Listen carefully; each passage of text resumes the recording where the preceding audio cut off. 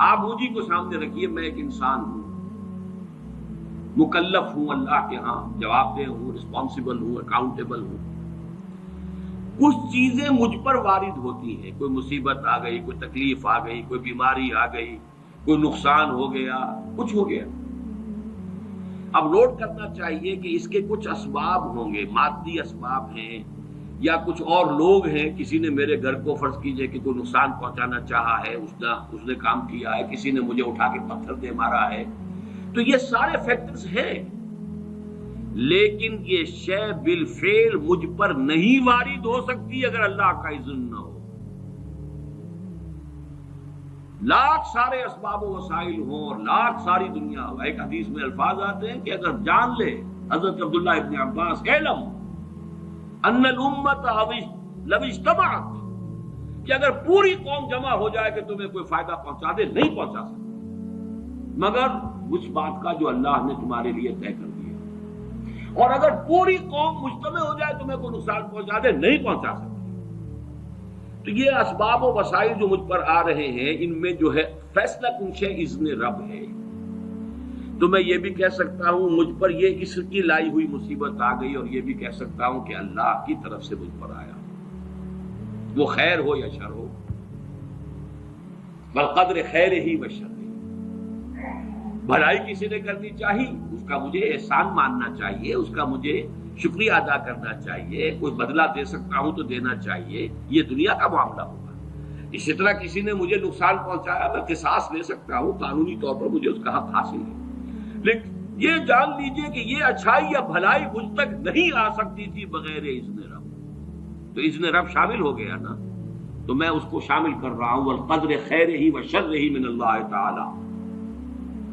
دوسری طرف میں کچھ کام کرنا چاہتا ہوں، اچھا یا برا جو بھی ہے، یا کوئی میرا منصوبہ ہے بہت بڑا، اب اس میں ایک تو میرا ارادہ ہے جو میرے اندر سے نکلا، ہزارہا عناصر ہوں گے کہ جو اس کے اندر انوالوڈ ہوں گے، بہت سے مادی وسائل اس کے لیے درکار ہوں گے،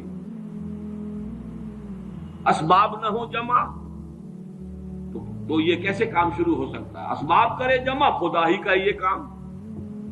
یہ عزم تیرا، یہ مجھے الفاظ پھر یاد آ گئے، وہ اکبر الہ آبادی کے، یہ میرے دروس میں اشعار بہت آئے ہیں، اب کچھ ذہن سے اوجل ہو گئے۔ یہ عزم تیرا سعی سے دمساز ہو کیوں کر، عزم تو ہے، عمل کیسے ہو؟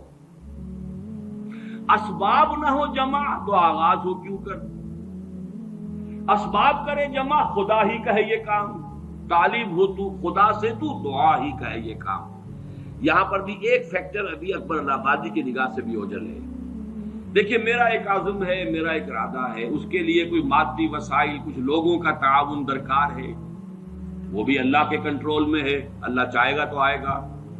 پھر بالآخر کسی شے کا پورا ہو جانا آخری درجے میں پھر اللہ کے اذن کا طالب ہے۔ یہاں تک کہ حضور نے فرمایا کہ جو لقمہ بھی ابن آدم کے حلق سے نیچے اترتا ہے، اب وہ سارا آپ نے اس کے لیے کمائی کی، محنت کی، وہ کھانا پک گیا، آپ کی اہلیہ نے پکا لیا گھر پہ، اب یہ لقمہ اتر رہا ہے، اس وقت بھی اللہ سے اذن چاہتا ہے کہ میں اس کے حق میں غذا کا کام دوں یا زہر بن کر لڑ دوں۔ لہذا میں یہ بھی کہہ سکتا ہوں کہ یہ کام اس طرح ہو گیا، میرے کرنے سے ہو گیا، ان اسباب سے ہو گیا، ان مددگاروں کی مدد سے ہو گیا، اور یہ بھی کہہ سکتا ہوں کہ یہ کام میں نے نہیں کیا، اللہ نے کیا۔ صرف جو ہمیں تلقین کی گئی ہے وہ یہ ہے، خیر وجود میں آ جائے تو اسے اللہ کی طرف منسوب کرو۔ الحمدللہ الذی ہدانا لہذا وما کنا لنہتدی لولا ان ہدانا اللہ۔ کل حمد، کل شکر، کل تعریف اس اللہ کی ہے جس نے ہمیں ہدایت عطا فرمائی۔ ہم ہرگز ہدایت نہ پا سکتے اگر اللہ ہمیں ہدایت نہ دے۔